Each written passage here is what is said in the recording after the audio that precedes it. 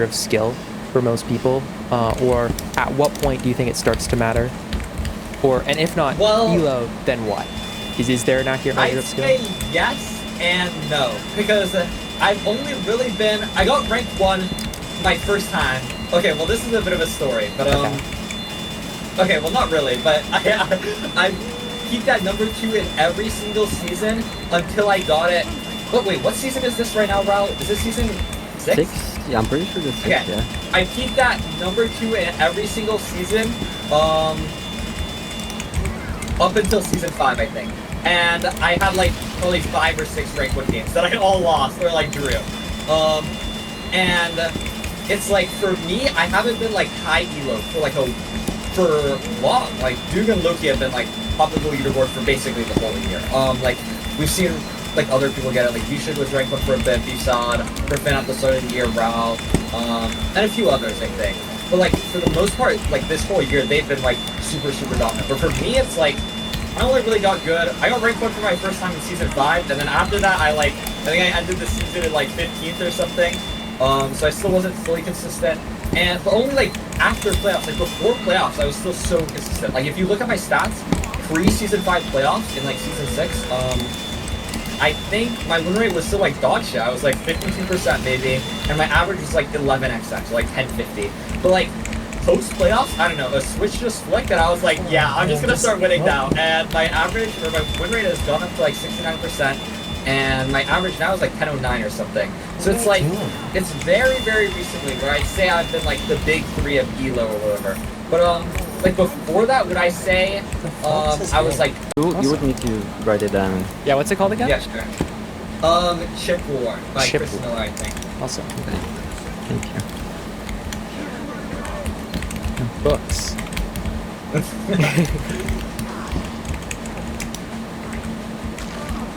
Yeah, nonfiction. Like I used to read a lot of fiction books when I was when I had an attention span, and I really do want to get back into that. It is just, I don't know, reading is just such a useful skill. Being able to sit down and just, it's like such a good way to sort of ingest information compared to like watching a YouTube video or even like taking a class. Like you can just read a book and know so much more after so much like relatively so little time. Yeah, and it's also just fun. If you like, I don't know, it's supposed to be fun at least. It's like taking a class is like chill or whatever, but sometimes it's like it's not always like self-directed, if that makes sense. So you're like listening to some guy talk. With a book, like, I don't know. I think an important thing when you're getting back into the habit of reading, what I'd recommend is know when to stop, I think. Because as a kid, I always had this, where it's like, with YouTube videos, or like, oh my god, I remember watching like UHC series or whatever, or like seasons, and once I started, even if it was really boring, I'd always have to finish it. And I did the same thing with books. Even if I hated it, I'd always have to finish it. And it got me like so burnt out, because like, some books are just boring, and you won't like every book. And I think that was part of it. Like, that made me so burnt out. Like, I tried to read some like really old books. People are like, I don't know, people always talk about like, this is a great book from like the 1800s or whatever, like it's a classic. But it's like, a lot of those are like, it's like how they speak, or like, it's not like eloquent. Like, it was probably eloquent, and like, when Shakespeare wrote like Romeo and Juliet, it was like, wow, this is such a well-told story. But nowadays, when you read like, in like modern English, it's like, it's so confusing, and like the language doesn't like flow off the page as well. So it's like, I don't know, that's something I think I'd recommend. Just like knowing when to stop, basically. And like, yeah, this is boring, go next. Yeah. With books, I've heard this advice from, well, this is like a CS caster, and they said that like, because they have like a really tight schedule in CS where like there's always tournaments, they always fly around the world and stuff. And they like one advice that for like younger people they have is just like try to slow down your life, and books are really great for that. Like, just like you don't always need to rush everything, you know. And it's just like with books, you just sit down and everything just slows down, and it's great. Yeah. Good advice for speedrunners. You know, outside of this like program that I'm doing to like make YouTube videos, and my teachers be like, what the hell, man? Like, this is like serious stuff. We're not making YouTube videos here. But honestly, like, so much of the stuff that I've learned like I've just been thinking about how I can apply it to YouTube, and I always have loved the idea of being like somebody who makes like YouTube videos and that kind of stuff. And like I never really have committed to anything like that. I've just kind of like speedrunning has just been my like main thing, and then I just like have tried to make YouTube videos every now and then, but I haven't ever like actually kind of made them. And I mean, I've done some stuff here and there, but definitely excited to apply this knowledge that I've learned to YouTube in some ways. So I think there's so much that's applicable, like storytelling wise, and like maybe not like the actual like camera knowledge, but like understanding like color and stuff is always going to be useful. Oh yeah, for sure. It's like having a good eye test for like the picture and everything. Yeah, how it looks 100%. like. That's probably really important. It's so deep too. There's like so much to learn about that. And, like, my teacher is just like one of my teachers who's gonna teach us the color stuff. Is like he's just so smart. He just knows so much. Yeah, I feel like making YouTube videos is something that a lot of people probably think about, because it's like your legacy, you know what I mean? Like, when we speedrun Minecraft, like, the VODs just like, they exist, but you can't really go back and just look at them. But making a video is like a, I don't know what's the word, like condescended, like, it's something you made, like, that's your job, like, work, you made that. And Yeah, you can show it to everybody, and it's like very... It's much easier to be proud of than just playing the game. True. So I have a question about like YouTube content as it pertains to MCSR. There's sort of in my head like two general styles of content. There's sort of the more sort of documentary storytelling based content, something more reminiscent of like something Salt.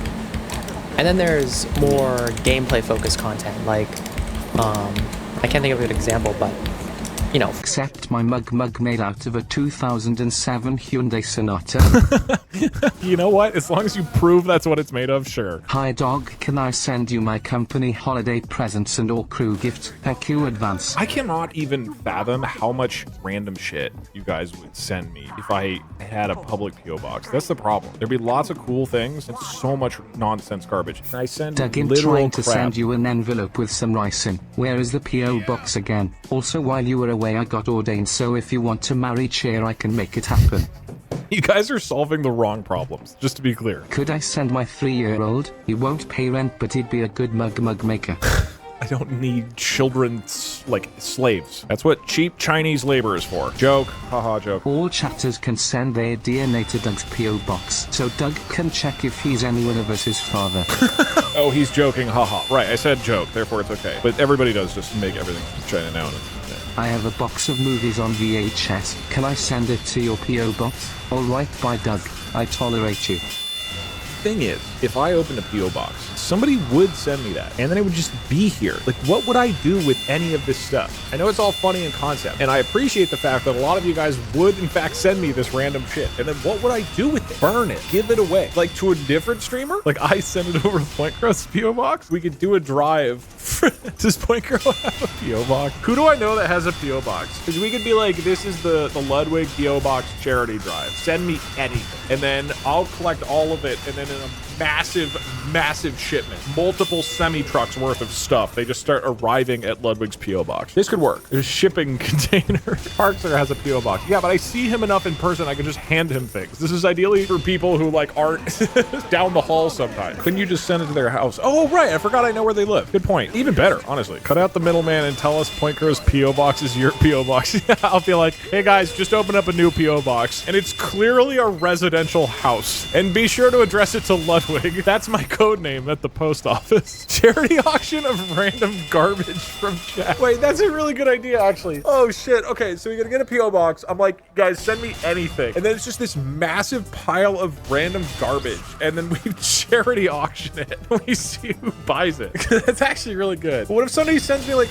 their broken Hyundai? I don't, like, what would I do with it? Like, where would I leave it until the auction? It would cost so much money for me to ship it to everybody. They might send wet stuff. Well, it would probably sell for a higher price price. It's for the kids. Or not. I don't know who it's for. I'll send you my cat. Okay, but you have to buy him back. Otherwise, that's cruel. What I could also do, if Sea-Dog does another charity auction this year, because I don't have, like, I don't have any ideas for, like, stuff. I could be like, hey, guys, send anything you want to me. I will duct tape it all together, and I'll give that to Sea-Dog for the charity auction. And then the name of the item is Doug's Chat Stuff. Wait, no, we don't even need Doug. And our next item on the list, Twitch Chat Stuff. And it's like a shipping container full of rare earth minerals and old cars and like cats. Live cats. There's like a lot of cats in there. It's a chat loot box. I don't know what's in it. It's just a big box. This is such a good idea. This would take to. That's too dramatic. It's too dramatic. Hold on.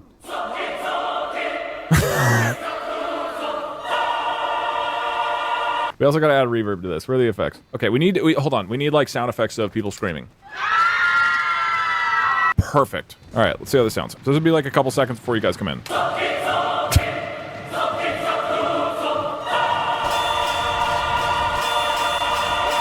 Twitch chat is coming!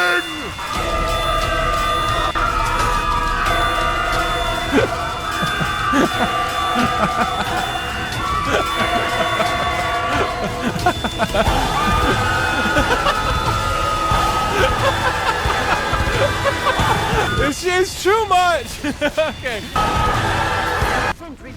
And then it'll just be deactivating. This is great. Okay, let's get back into Splunky. Is everybody ready? 8 levels, 1 boss. I will get anywhere from 15 to 120 seconds, okay? Then you guys get 15. I didn't, okay, I'm just not playing well today. No, already? Okay, I'm putting you here. I'm gonna put you here. Don't kill yourself. Twitch chat is coming! Activating Twitch chat plays. Wow, you're doing amazing! That was incredible! No! Deactivating. Hey Doug, if you're so good, why haven't we got to the second world? I'm still warming up. Okay, I'm up. Let's go. I have the cat. Also, if I die or play badly, it's because of this controller. That was...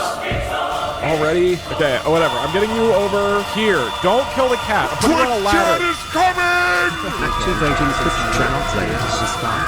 You are gonna kill the cat. Okay.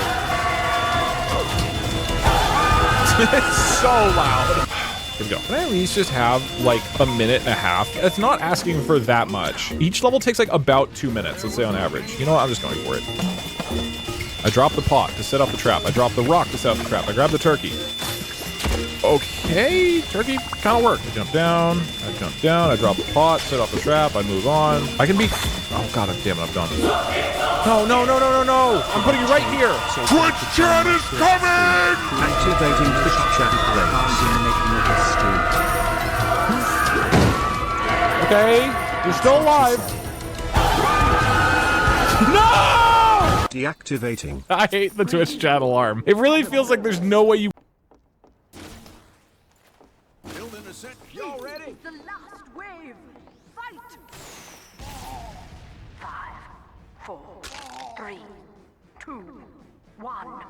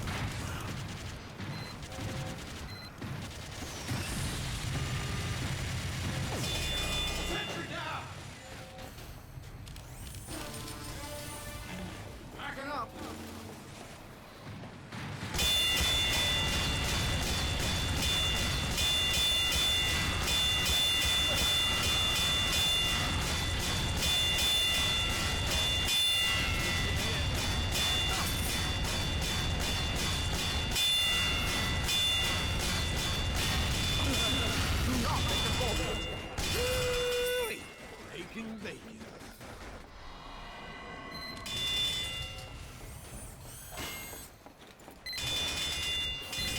Woo-wee! Will you look at that?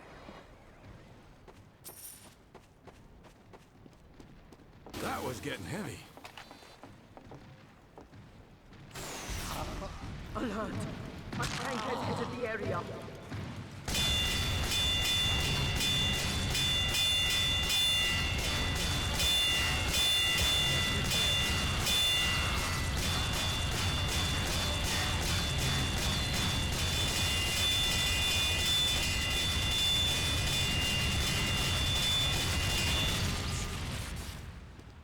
Packing up. There wasn't getting any lighter.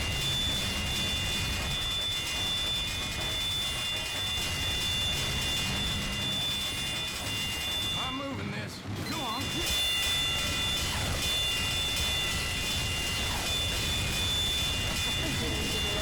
We've got a sentry buster.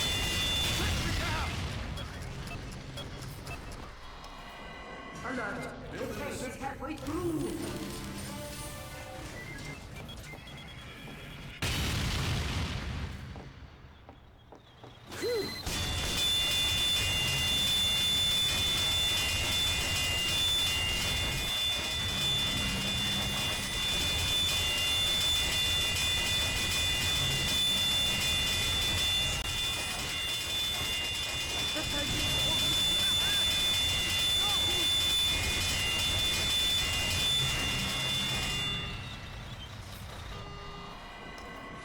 Sentry going up. There wasn't getting any lighter.